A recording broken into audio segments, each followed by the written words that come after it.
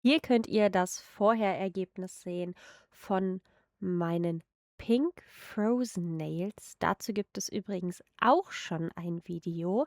Falls ihr das nicht gesehen habt, verlinke ich euch gerne am Ende dieses Videos. Egal.